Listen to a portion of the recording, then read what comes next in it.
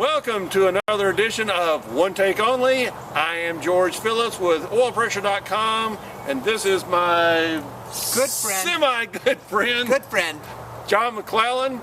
And John, it's the month of May. It is great. It's just wonderful. I'm always reminded about my youth up there in Indianapolis, how that city just sparkles. There are cities that like to make a big deal out of a certain month, and I know another city that likes to call themselves a month of May city, but it's nothing like what goes on in Indianapolis.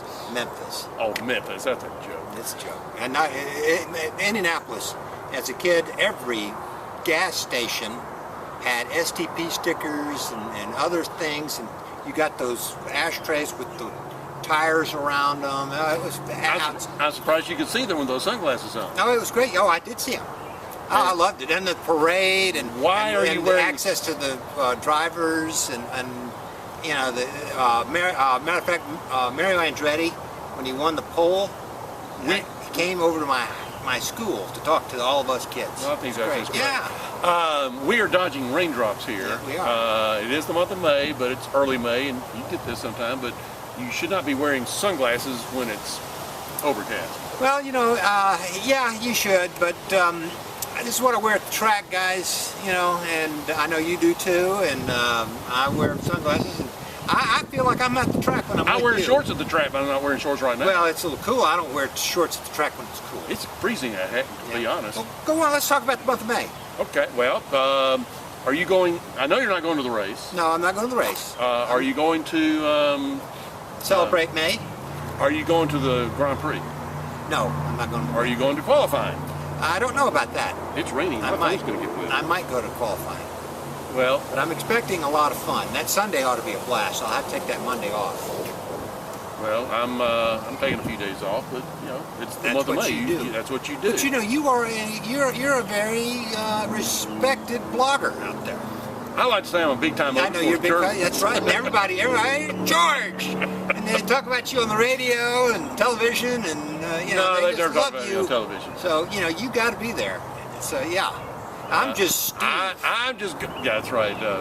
That's an inside joke. That's an inside joke. In fact, I'm going to tell that inside joke. Yeah, go on and tell it. We were up there one time in the garage area, and this guy came up and said, "Oh, the oil pressure guy, the One Take Only guys," and said, "Can I get my picture made with you?" And I thought, this is great, a fan. Yes. And so we got our picture made. He goes, "Thanks, George. Thanks, Steve." So I've been called Steve. That's okay. That's okay. It didn't bother me. It did too. You cried after that. I did not. Matter of fact, we were in the garage area, and I was just happy as a lark. I didn't care. Anyway. Matter of fact, Uncle Bobby showed up a little bit later. Well, he won't be doing that anymore. No, I know it, but he did then. But so anyway, and that's what I like about the month of May, is that you got all of these wonderful, historic, great drivers, and the drivers of today, and you've got access to them throughout the city, it seems like, and you know, it's terrific. Did you read the article that I put up there on Friday about things you must do in the month of May? Yes, I did, and I agree with some, and there's some that you don't need to do, and one of them was mug and bun. Now, I don't care about root beer.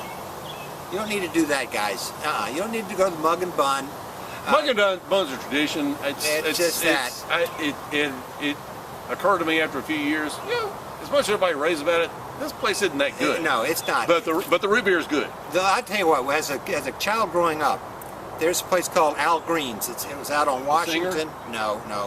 Al Green. It was a restaurant, a drive-in with a little movie thing out there where you could see the movies. It was like a peep show? No. This was 1950s and 60s. Oh. It's right across from Eastgate over on Washington, next to my father's Howard Johnson's. And he had the best tenderloin sandwiches going on, and that's where I grew up. That's a pretty big, bold statement. And it's a statement that you Hoosiers out there, particularly you Indianapolis Hoosiers, know it's true. That was one of the top sandwiches you could get. I've got a cousin that he lives in Florida, and he dies for these sandwiches. He's from Lafayette, Indiana. Well, when you're far away from them, yeah. You know, people here, they have no clue. No, they have no clue. You know, they think we're talking about beef tenderloin filet sandwich. I will tell you something though. At last year's NASCAR event here, the Alley 400, there was tenderloins being served at the track. I was wondering why that didn't happen here for the. It did. I didn't see any I didn't see one. Well, you obviously didn't read my post back then because I even posted a picture of me eating a tenderloin of the Music City Grand Prix. That was a tenderloin you were eating? Oh, okay. Anyway. Yeah, but I thought, okay, let's talk about those things. Yeah, Charlie Brown's. I don't ever, when I'm in town, I never miss an opportunity to go eat at Charlie Brown's. I love Charlie Brown. Unless, of course, I hear the music being played from that track, which is the sound of those engines. I'm not in Charlie Brown's, I'm over at the track. Okay. That's how I roll. Well, when I hear engines, I generally get up and pay my bill and then go. Hey, can I tell you something, too, about hearing engines? When I was a little kid, we were going to school, and my sister went to a school up there in Indianapolis called Tudor Hall. And when we would drop her off, you could hear those big offie engines. And we're talking 8 in the morning. Running around all the way up there to Well, practice back west then side. started at 9, not 8. Well, tell you what, I lived in Indianapolis. Okay. And that was also Eastern Standard Time back then, which was the same as Central Daylight Well, Time. you know, whatever, but you could hear them, and it was great. I'm going to change the subject And from see that these back cars to all that. over the place, everywhere you went. You could This- see those pace cars This everywhere. is vintage. My brother actually built this model when this was current in 1969, the 69 pace car. But we found this in my mother's attic when we were cleaning it out. You need to clean it and make it shine, and then put it in a Sort of like you did case. with your green chair. Yeah. No, I like the vintage look. The vintage look was not. It didn't have dust and dirt all over. Why did you? I still can't believe you painted that green chair that I hauled down from Indianapolis to you. But I think that's just fantastic. And you took it and got a spray paint can from Walmart and just, I mean, it's like, why don't you just paint over the Mona Lisa like that? Well, I wasn't going to sit on the Mona Lisa. I hope not. No, but no, I did. Guys, I did paint my chair, and it's in my house, and I sit on it a lot. And I've got that sticker on the back there. I've got the that sticker says on there, but mine is still has the authentic rust. rust, dirt, whatever you want to talk. Well, you know, if I was, I'm sure Penske would have repainted all of those chairs if he was going to use them again. You know, I'm sure you heard this on Beyond the Bricks the other night, but Mario Andretti, when he retired in '94, he requested that car exactly as it came off the track at Laguna Seca. But his crew, because he had blown an engine and it was kind of nasty, so his crew cleaned it up for him before they gave it to him, and he was very upset. He wanted the original dirt. Right. Well, that's So different. that's no, it's not. Yeah, that's different. That's coming off of a race that he was a part of. It wasn't like I sat in that chair and wore it out, you know. So there you go. Now, But I do have that chair, and I love having it too. It's a great memento. Anyway, Okay, back to the month of May. month of May. Now you got a curious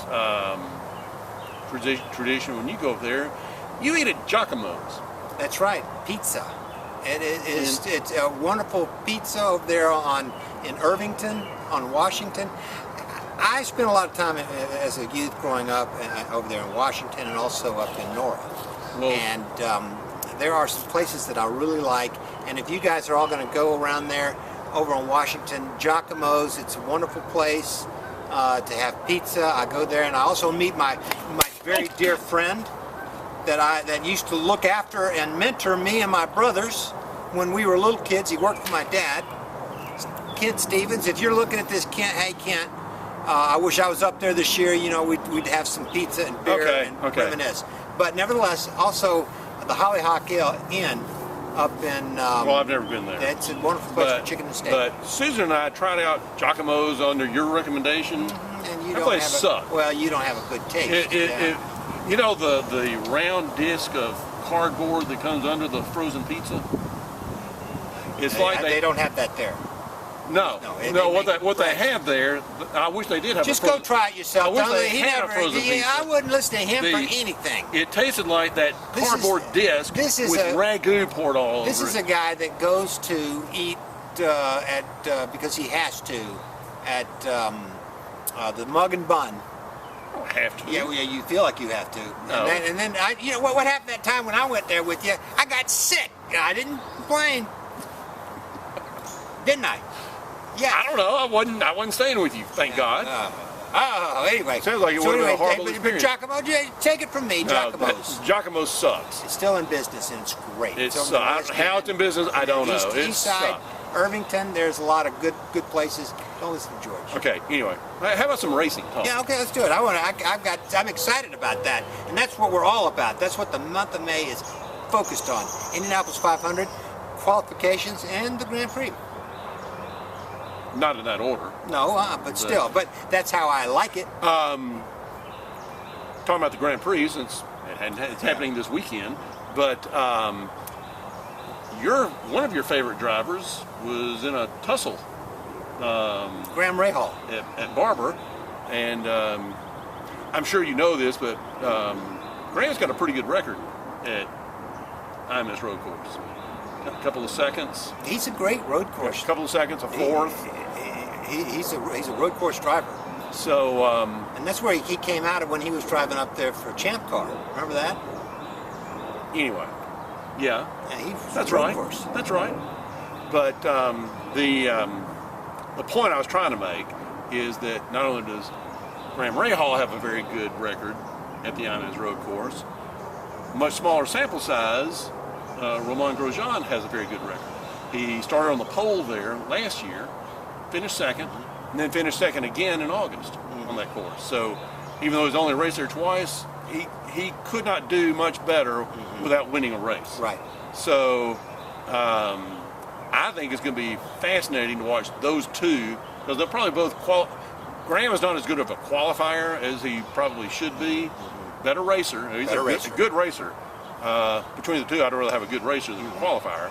But it's going to be fascinating, I think, to watch the two of them. I do too. Go at it. And I like both of them too. I like Grosjean. You said it right. Hey, but I like him. I'm sorry that they got in a tangle. They did, and there you go. What are you going to do?